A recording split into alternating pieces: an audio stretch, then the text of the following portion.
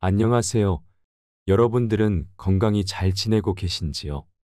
오늘은 노인 정신과 전문의가 전하는 메시지를 전해드리는 시간을 가져보겠습니다. 이 도서를 주목하시길 바랍니다. 저자 와다 히데키의 60대와 70대 마음과 몸을 가다듬는 법. 끝이 좋으면 다 좋다라는 말이 있습니다. 행복의 정의는 사람에 따라 각각 다를 것입니다.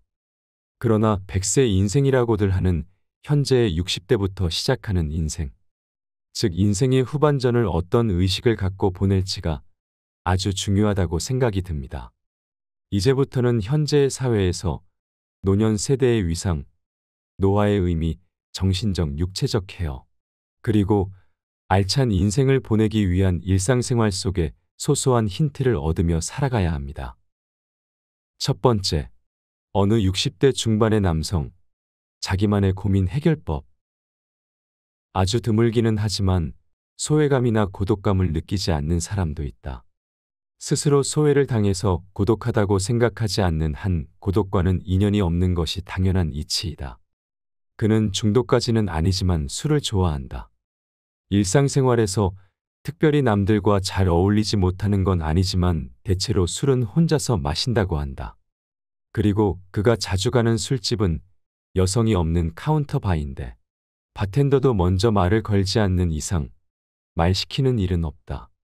그의 표현을 빌리자면 손님을 내버려 두는, 요컨대 손님과 적당한 거리감을 유지하는 술집이다. 그는 그 술집이 무척 마음에 들어서 회사에 다니던 시절부터 수십 년 동안 일주일에 서너 번씩 꾸준히 다녔다. 혼자 카운터에 앉아 술잔을 기울이면서 그날 하루 있었던 일들이나 마음에 걸리는 일을 생각하기도 하고 옛 추억이나 그리운 사람들을 떠올리며 향수에 잠긴다. 심각한 걱정거리나 불안이 있을 때는 가능하면 손님이 많은 큰 대중 술집에서 술을 마시는 게 최고라고 덧붙인다. 익명성이 있어서 마음이 편안하달까, 낯선 사람들 속에 있으면 고독을 느낄 수 있으며 주변에 모르는 사람이 많을수록 고독감은 한층 깊어진다고 한다. 인생에는 가까운 사람을 포함해서 타인에게 상담을 해도 해결되지 않는 고민이라는 게 있다. 그럴 때는 의도적으로 고독한 상태를 먼저 갖춘 다음 울적한 마음이 들더라도 고민과 마주한다고 한다. 철저히 혼자서 해야 한다. 그러면 도저히 손을 쓸 수가 없어 포기하는 것까지 포함해서 정신적으로 대처하는 방법이 보인다고 그는 말한다. 마음만 정리되면 이제 해야 할 행동도 명료해지므로 곧장 행동으로 옮긴다. 이는 타인을 필요로 하지 않는 이른바 나 홀로 모리타 요법이라고 해도 좋을 대처법이 아닐까. 여기서 잠시 모리타 요법에 대해 이야기해 보겠습니다. 정신적 고통을 없애기 위해 오직 한 가지에만 주의를 기울이고 나머지를 포기하는 요법으로, 모리타 요법은 일본 정신분석학자인 쇼마 모리타 박사가 개발한 치료 요법의 일종으로 보통 한 달 과정으로 진행된다. 첫 주, 독방에 격리되어 온종일 잠을 잔다. TV 시청 전화 면회는 금지되며 식사와 화장실에 가는 것만 허락된다. 이를 통해 활동에 대한 욕구를 키운다. 둘째 주, 휴지 줍기 청소 간단한 실내 활동만 가능하다. 이를 통해 금지하고 있는 활동에 열중하게 한다. 셋째 주, 야외 활동이 가능하다. 이때부터 삶의 의욕이 샘솟기 시작한다. 넷째 주, 사람과의 접촉이 가능하면 정상적인 사회생활에 도전한다. 이렇게 한 달을 보내면 신기하게도 자신을 괴롭히던 정신적 문제에서 조금씩 벗어날 수 있게 된다는 요법이다. 공황장애도 해당이 된다. 두 번째, 70대의 특징과 80세 이후의 무대. 70대는 체력도 외모도 개인 차이가 상당히 뚜렷하게 나타나는 연령대이다. 이러한 격차에는 물론 타고난 DNA의 영향이 가장 크겠지만 그때까지 했던 생활 습관, 다시 말해 하루하루의 식사나 운동의 질, 나아가 자신의 몸에 대한 의식이 높은지 낮은지에 따른 영향도 꽤 크다. 60대가 되면 여성은 남성 호르몬이 증가하면서 활동량이 많아지는 반면 여성 호르몬이 감소하면서 골다공증의 위험이 높아진다. 그러다 70대가 되면 골밀도까지 낮아지기 때문에 골절 위험이 큰 골다공증에 걸리는 사람이 많아지는데 이게 꽤나 골치 아프다.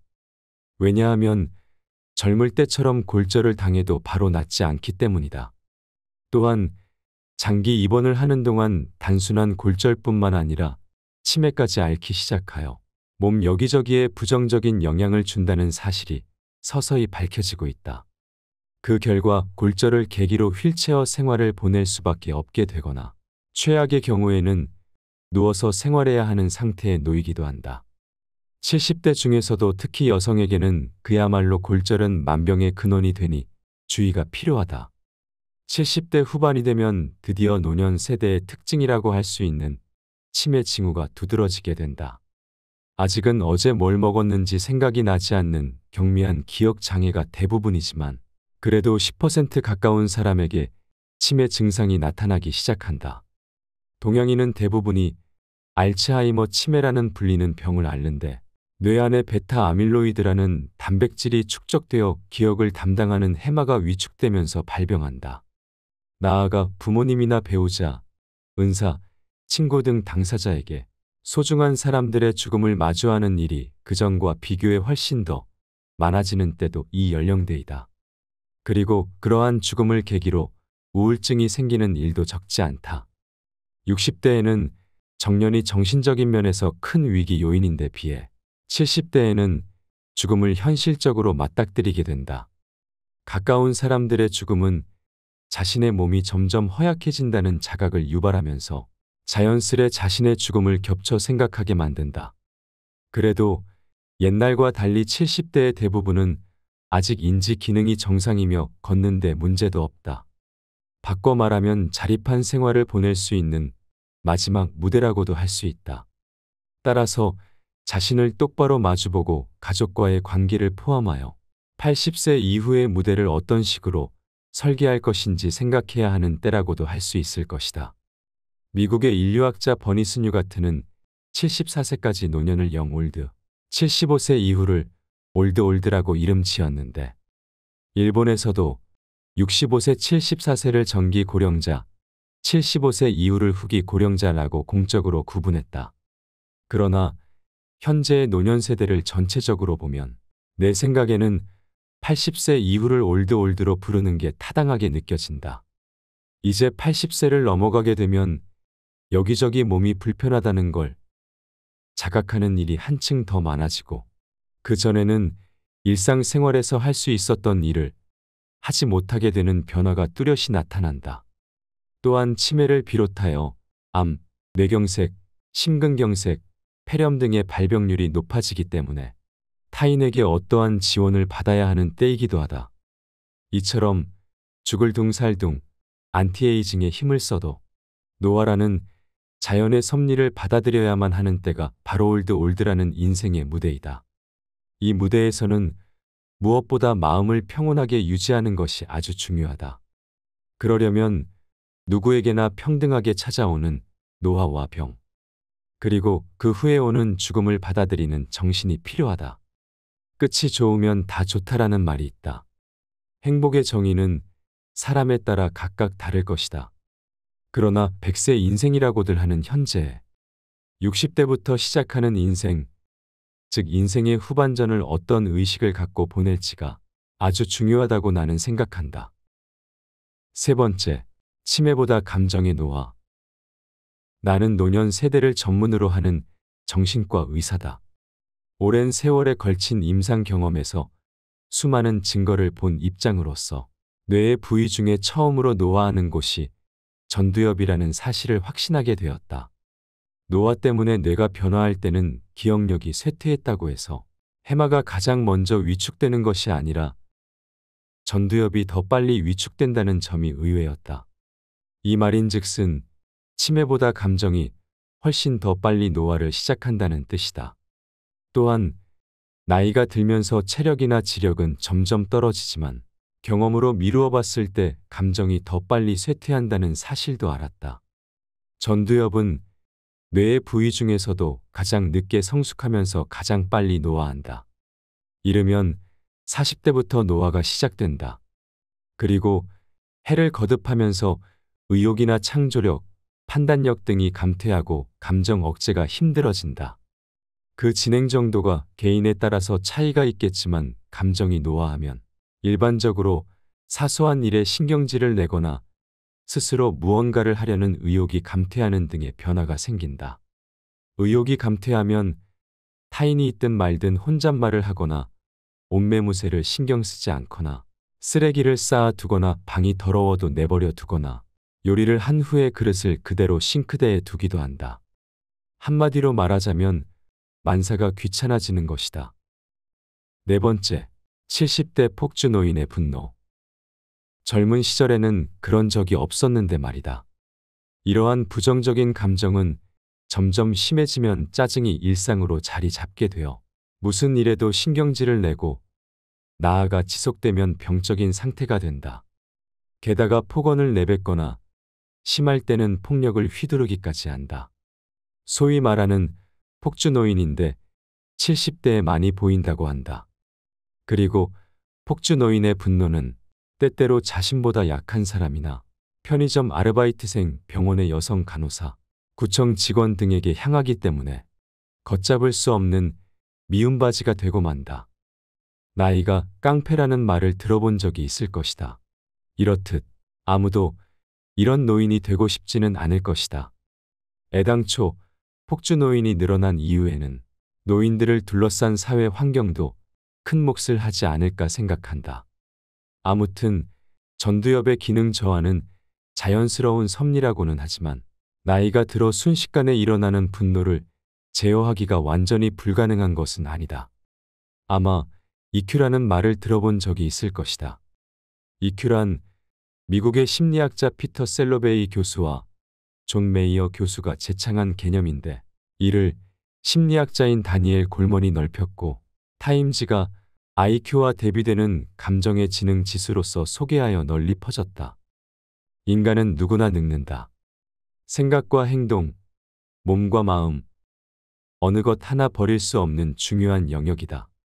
노년의 시기를 보낼수록 사소한 것에 민감하거나 예민해지기 마련이며 때로는 내려놓거나 받아들이는 연습 혹은 변화에 있어서 누구보다 과감한 결단을 통해 내가 추구하는 삶의 방식과 목적성을 명확히 하는 연습을 통해 삶의 주인의식과 주도성을 놓지 말아야 한다. 나이를 먹는다는 것은 축복이며 세월 속에서 얻고 배운 경험적 가치는 그 무엇과도 바꿀 수 없는 소중한 자산이다.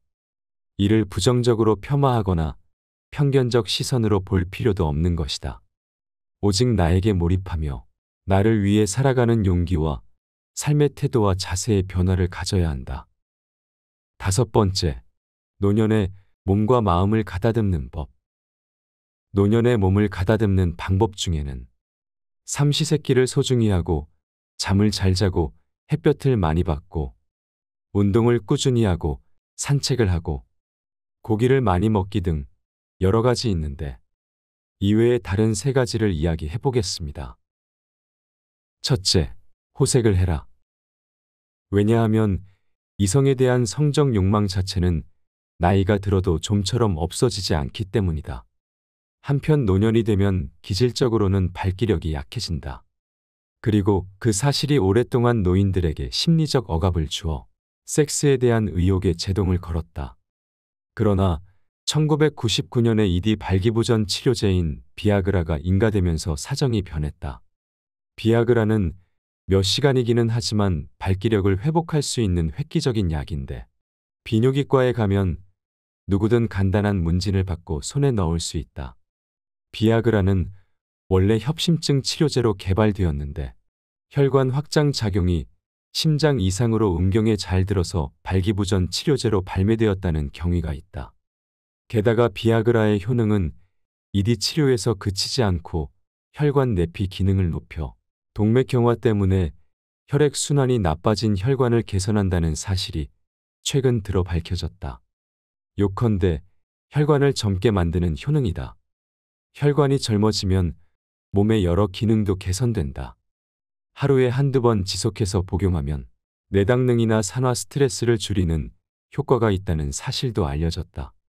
아무튼 섹스는 남녀를 불문하고 누구에게나 강한 자극을 가져다 준다. 따라서 항노화라는 측면에서 보면 노년이 되어도 의식적으로 성적 관심을 가져야 한다. 또한 부부 관계에 자극이 없어졌다면 가끔은 유흥업소에서 노는 것도 나쁘지 않을 것이다. 주변에서는 불량 호색한 노인이라고 생각할지도 모르겠지만 불량이면 어때? 괜한 오지랖 부리지 말고 내버려둬. 나는 나대로 살 테니까라며 강하게 밀어붙이는 것은 어떨까? 둘째, 인터넷을 활용하여 뇌를 활성화. 노인들에게 블로그나 SNS를 추천하는 이유는 뇌의 안티에이징에 무척 효과적이기 때문이다. 여기서 안티에이징이란 노화 방지라는 뜻이다. 당연히 정보를 발신하려면 직접 글을 써야 하는데 글을 쓴다는 행위는 뇌를 자극하고 활성화한다. 개인적인 메모나 정형적인 기업 문서 등과 달리 공개를 전제로 한 글을 쓰기 위해서는 머리를 풀가동해야 하기 때문이다. 셋째, 이별의 슬픔. 누구나 소중한 사람과의 이별은 괴롭고 힘들다. 가족이나 친한 친구와 사별하여 생기는 상실감은 큰 스트레스가 되고 사람에 따라서는 우울증을 일으키기도 한다. 이별 때문에 생기는 부정적인 감정은 역시 그 이별 자체를 상대화함으로써 완화할 수 있다. 항상 불안은 따라다닌다. 불안감을 없애기보다는 불안감이 있다는 사실을 받아들인 후 삶을 의욕을 되찾는 것이다. 또한 고령 세대에게는 인내나 무리는 금물이다. 과잉운동, 과잉절제, 과잉걱정, 그러한 모든 과잉은 스트레스를 낳고 몸과 마음에 부담을 준다. 스트레스는 고령 세대에게 적이며 노화를 촉진하여 수명을 단축시킨다. 늙는 것, 병드는 것과 죽음을 맞이하는 것. 본질을 이해하고 고령이라는 사실을 똑바로 받아들이며 부디 즐거운 나날을 보낼 수 있기를 바란다. 노년 세대의 책임으로 몰고 가는 것. 약자에 대한 차별과 공격이 만연하고 결과적으로 강자만을 위하는 사회가 돼가고 있다. 확실히 격차 사회가 나타나면서 젊은 층의 빈곤율이 높아진 것은 사실이다. 그러나 그것은 노년 세대의 책임이 아니라 잘못된 정치의 결과일 뿐이다. 저출산 고령화 사회를 만든 것 역시 노년 세대의 책임이 아니다. 이렇게 되면 사회에 대한 불만의 화살을 보통은 정치가에게 돌리는 게 정상인데 왜인지 그렇게 하지 않고 노년 세대에게 책임을 전가한다는 점에 문제의 뿌리가 단단히 박혀 있다. 현재 사회에는 세대와 세대가 분단된 노약 상황이 나타나고 있다. 물론 지금까지도 세대 간의 단절은 있었다. 요즘 애들은 노인들은 생각이 꽉 막혔어라는 말은 각 세대 사람들이 흔하게 말하는 문구다. 그러나 지금까지는 각 시대를 배경으로 한 이데올로기나 가치관의 차이에서 세대 간 단절이 생긴 것이지 결코 나이가 들었다는 것 자체를 증오의 대상으로 삼았던 적은 없었다. 아이러니하게도 이러한 사회는 다름 아닌 부와 권력을 쥔 한 줌의 노년 세대들이 주도하고 있다. 그들은 같은 세대 대중들의 마음에 전혀 공감하지 않으며 대부분의 가난한 젊은이들 또한 그들의 안중에는 없다. 정말이지 최악이다. 노년 세대가 소년기일 때. 노년 세대가 소년기일 때 도시에서는 가난한 살림살이지만 다들 지붕이 달린 집에 살았고 하루 세 끼는 먹으며 살았다. 그리고 학용품이나 옷은 손이 형제자매에게 물려받아 썼고 옷이 찢어지면 기워 입는 것이 당연했다. 또한 도시에 사는 사람들도 집안에 욕실이 없어서 공중목욕탕에 다녔다. 대학생이 되어도 대부분의 학생들은 욕실도 없는 1.5평에서 2평짜리 방이 딸린 집에서 살았다. 그러나 흥미롭게도 노년 세대들에게 물어보면 그 당시에는 아무도 가난하다는 사실조차 느끼지 못했다고 한다. 지금의 젊은이들은 믿기 어렵겠지만 사실이다. 왜냐하면 다른 사람들도 모두 똑같았기 때문이다. 공동체에서 이러한 집단 심리는 매우 흥미로운데 사회가 우리에게 어떤 존재인지 생각할 때 시사하는 바가 있다. 공정한 경쟁 환경 속에서 개인의 노력과 창의력을 갈고 닦아서 부를 얻는 것은 무엇 하나 잘못된 일이 아니라고 생각한다. 그러나 그 부는 시장이라는 이름에 일반 대중이라는 존재가 있었기에 얻을 수 있었던 것이다. 따라서 성공한 사람이 얻은 부의 일부를 세금이라는 형태로 대중에게 환원하는 것은 당연한 일이 아닌가. 감정의 노화. 마지막으로 60대의 은퇴자들의 한 말씀 드리자면, 정년이 되기 전에는 일을 그만두면 이것도 하고 저것도 해야지 하면서 계획을 세우는 사람이 많다. 그러나 정년이 지나고 막상 회사에 갈 필요가 없어지는 생활에 들어가면 지금까지 열심히 일했으니까 이제 좀 쉬어야지 하며 집에서 뒹굴며 지내는 사람들 또한 많을 것이다. 이제야 스트레스 받던 나날들에서 해방되었으니 일주일 혹은 한 달 정도는 소파에 누워 텔레비전을 보는 것도 나쁘지 않을 것이다. 그러나 그런 생활이 오래 지속되어 습관이 되면 정년 전에 계획했던 일도 점점 귀찮아진다. 이는 노년이 되면 살금살금 다가오는 감정의 노화라는 자연의 섭리이다. 이렇게 한껏 풀어진 생활이 이어지면 점점 생각할 의욕도 움직일 의욕도 무뎌진다. 그리고 이내 채널 리듬이 깨지기 시작한다. 인간에게 정해진 채널 리듬은 원래 낮에 활동하고 밤에 잠을 자는 것이다. 그 리듬이 혼돈에 빠지면 몸과 마음의 변화가 뚜렷하게 나타난다. 그 변화는 바로 급속도로 병들고 늙어가는 자신의 모습을 보게 되는 것이다. 움직여라, 그래야 남은 인생을 건강하고 행복하게 살 것이다.